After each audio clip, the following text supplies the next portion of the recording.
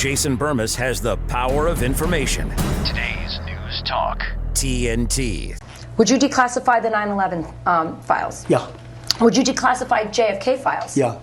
Would you, I did a lot of it. Would you declassify the Epstein files? Yeah, I would. Attorney General.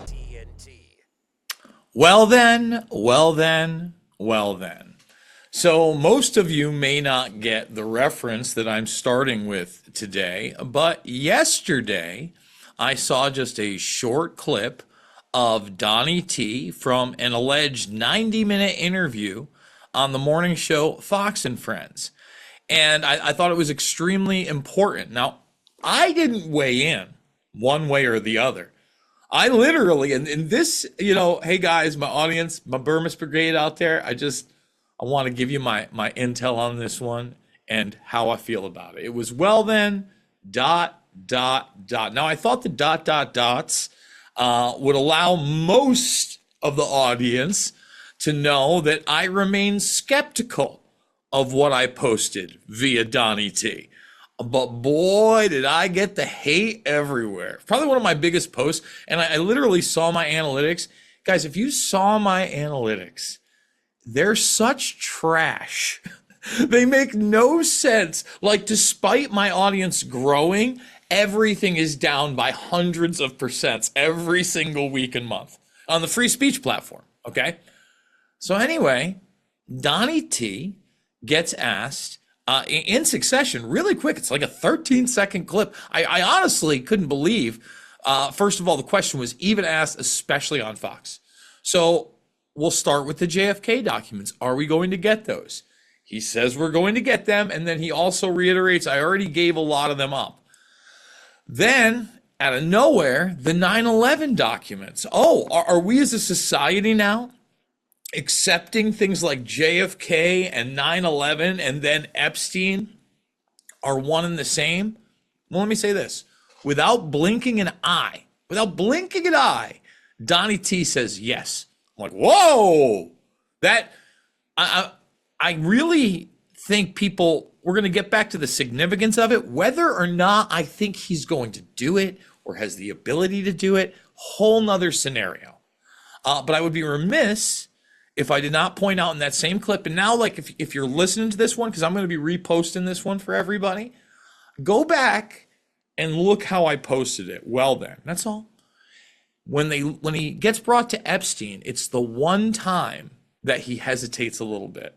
He doesn't hesitate on JFK. He's got his backup answer. I couldn't believe he didn't blink for 9/11. Epstein, who he clearly not only had an association with, I'd like to remind the audience that when Ghislaine Maxwell was on trial after she had been captured, okay, he wished her well. And there were a bunch of very, very mentally ill, delusional people who believed in white hats and QAnon nonsense. He's like, that's the Godfather kiss that Donnie T is giving. That's the Godfather kiss. He's letting them know he wishes her well. Huh? No, guys, no. They rode on planes together. They knew each other. They were business associates. There are even reports in the media that Trump met Melania basically on an audition for his third wife in a party of many, many models, perhaps 20 of them, in other words, dozens maybe, put on by Epstein himself. I know that makes people uncomfortable. That's real, okay? That's real. Like, I didn't make that up out of nowhere. I don't know that it happened, but it's openly in the mainstream media, okay? So let's get to the significance of 9/11. Put everything I said to the side.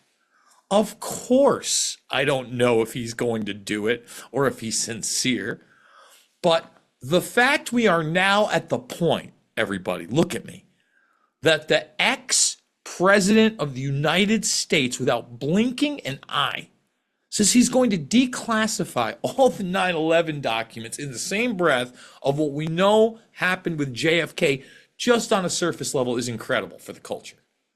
Okay, that's all I'm saying. And boy, I'm a LARPer, and I'm an InfoWars shill, and Alex Jones staged the whole almost takedown of InfoWars this weekend. Not the case, not the case, and not the case.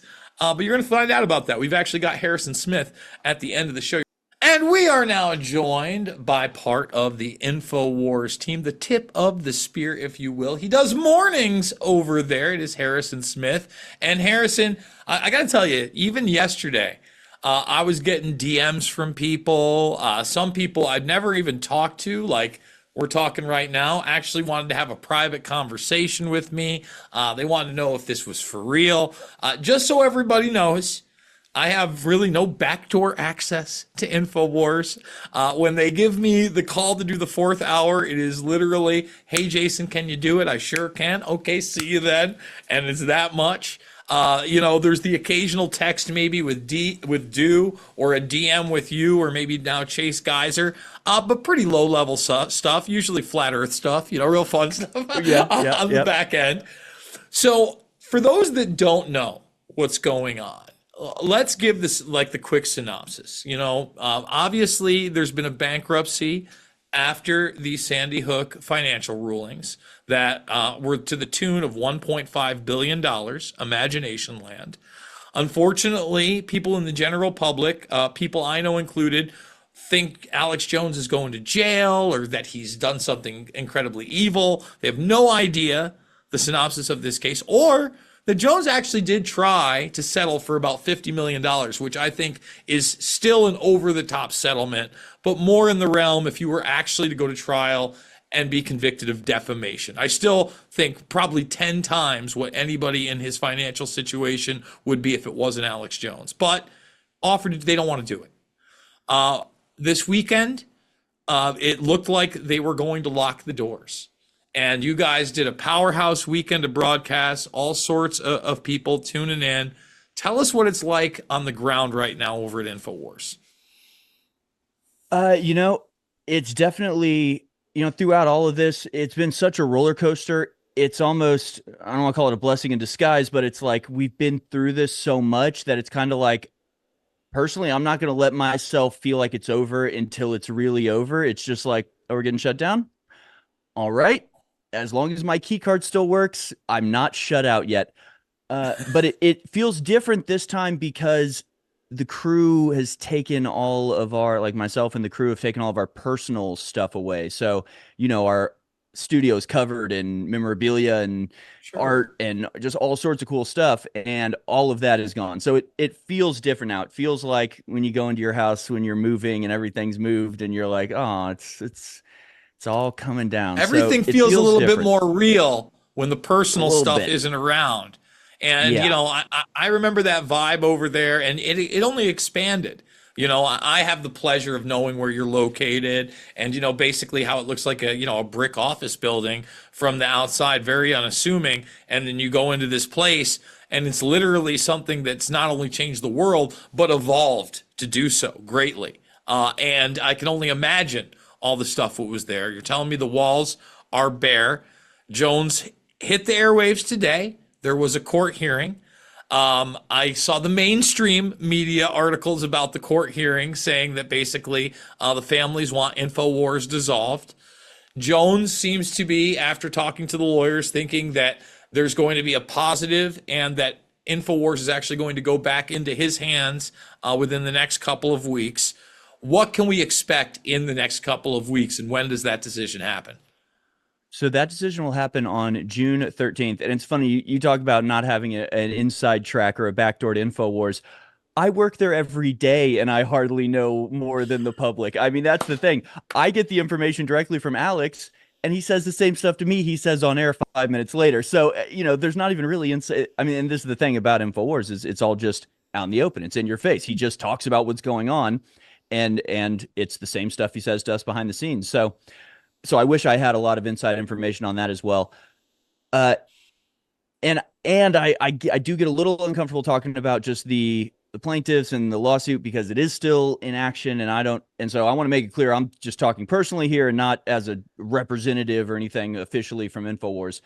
And that might sound ridiculous, but I'm just trying to be extra careful. But so as I understand it, June 13th is the decision where it will be decided whether or not to liquidate InfoWars, and if so, how that liquidation will come about. But idea behind the laws that are in place right now is that you've got an injured party who are supposed to get paid, and that's supposed to be the purpose of all of these proceedings. But it seems like some of the people involved, that's not their goal. They're not trying to get money because And if you that's wanted none to of get their, money. let me stop for a second. If you want to get paid, the business has to run. All right. Exactly. Now, especially when we're talking about a ludicrous $1.5 billion. Let's just stop for a second. If you were talking about raw resources and equipment, aka gear, to get into the 1.5 billion range, first of all, I would have to buy probably 3 office buildings in a pretty nice area that were at least 5 stories high apiece, bare. Okay, we'd have to start there with real estate. Then you'd have to literally get top of the line gear. Like everything that was released within the last year, we're talking $25,000 cameras, stuff you'd have to clear out the B&H photo warehouse. I mean, completely. Exactly. And then maybe you could hit a fraction of that mark. All right. The idea, listen, I can, and I know that you guys are pro, and I know that you guys run, 3 separate shows every single day, Alex, yourself, and Owen. And I'm going to ballpark it, folks, because I've been in this game and business for a very long time. Even with servers, highball, and this is a highball with servers, a couple $1 million in equipment. And that would be retail. If you were liquidating it in an auction scenario, I don't know that you would get more than a few $100,000 for the equipment. So they don't want to get paid because that's not a real thing. Right. No, exactly. And I mean, when you really think, and it's funny because you just throw these numbers out there and 1.5 billion. Wow, that's ridiculous. But I mean, hearing how you're breaking it down, literally multiple office buildings in a downtown area in America. I mean, it is mind blowing how much money, and that would only get you to like 400 million. And I don't even know if the equipment that we have is worth. I mean, when you talk about $1 million, that is so much money. Let's put it into more perspective. Okay. Yeah. According to the judge in the Trump case, an $18 million Mar-a-Lago. All right. You're talking about 85 Mar-a-Lagos is what he would have to liquidate to pay that money. It's called Democrat math. We're doing a little Democrat math here. That's insane. It's all so insane. And it's wild. It is so wild. And look, man, obviously, I got a soft spot for InfoWars, not only for having to work there and being the first guy that Jones ever gave a show to and him producing films, but I have a soft spot for it because, when I started waking up to 9/11 6 months later, I remember what InfoWars.com looked like. And it was like a glorified, maybe like a Drudge Report with some colors. Like there's no even article pictures. Really, for those that you want some inside baseball, what really revamped the site visually was Paul Joseph Watson, who had put together in that time period something called propagandamatrix.com. And it was the look of Propaganda Matrix. That's right. And, the way that he was writing articles that kind of fused it, and the modern day InfoWars began to be born. But Alex has pioneered so many other things out there. And one of them would be Access TV. Again, being kind of in the early days of InfoWars, Jones might not have been really known on a national level at that point, but he had a fudging cult status in Austin the minute I walked there. And a lot of that had to do with Access TV. And really the only other person that I can think of that made a career out of Access TV successstern was Tom Green. Talk about opposite ends of the spectrum. And it's true, because I remember I was a big Howard Stern fan way before I found Alex. And Stern would always make fun of people that were on Access TV, and part of the gags were like Jackie the Joke Man, and they'd call these shows and they just prank them and they play it. Nobody ever is going to make it to Access TV. Alex Jones arguably has more political power and clout among common people than anybody else. And guess what, guys? He started on Access TV. So you're exactly right. And there's a couple aspects that are important to that. First of all, I mean, InfoWars, you were like there on the ground floor, and you have so much to do with the legend of InfoWars, which of course is why it's important to fight for and to, try to maintain, because Alex could have cut and run whenever he wanted, right? He could have said, oh, you want to sue me for all this money? Well, here's InfoWars. Good luck making that money. Goodbye. And he could go get a job somewhere else. So he has gone through a lot of this to prevent their victory, to prevent them from mounting InfoWars as a trophy on their mantle. So, and that's important, I think, because what it represents is the everyman, somebody who didn't have institutional power, somebody who didn't have to schmooze his way up, who wasn't anointed by the mainstream media, who did start on public access TV. And because what he was saying was true and what he was saying was powerful, organically grew to be a unstoppable force in media. And during the trials, I mean, the trials weren't fun, but there were certain parts where people were testifying, and it was like people who were like, yes, I'm a researcher at this top flight university, and I've spent years studying Alex Jones, and here's the data that shows that he alone had 4 times as much influence as the next highest influencer during the 2016 election. I mean, they've done scientific studies on how powerful InfoWars is. So it's that symbol that they want to destroy, and it's a symbol of the self-made man, the power of truth and nothing else, and it's been an amazing journey that he's been on, like a real American hero, man, like a legendary figure. And Listen, and yeah, you were there early on to see it grow.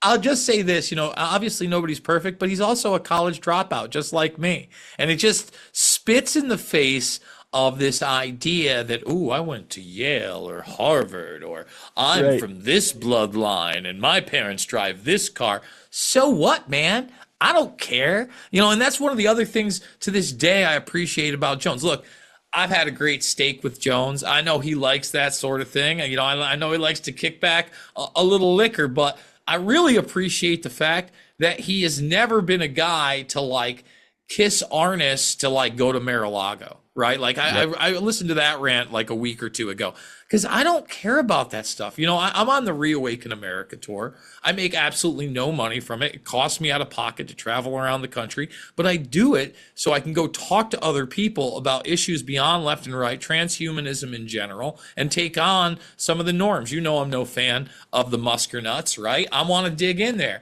And Jones has never been that aggrandizing individual that just wants to get up there and sign autographs, etc., or be a part of the club.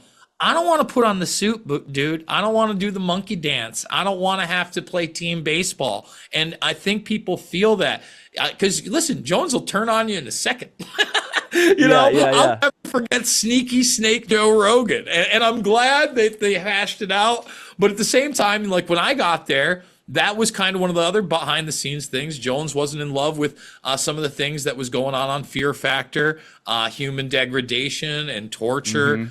Didn't love some of the other people that he was hanging out with. But I was like, hey, man, Joe's going to be huge. Like the UFC's huge. And like you need to start, make amends, bro. Because another thing I remember, you want to talk about all the way back in the day, Joe's certainly a pioneer of podcasting, but it was those two people together in the belly of the beast, rocking George Bush Jr. and Sr. masks in cloaks in the middle of Austin, Texas, when ain't nobody know about the Bohemian Grove then. And that's just part of that history that a lot of people don't know and don't understand. And I don't want to see that history come to an end. I want to see, first of all, I want to see us get our constitutional republic back. But I want InfoWars to be the example for real, true, independent media. Imperfect, sure, but so much better than the mainstream has been able to do all these decades.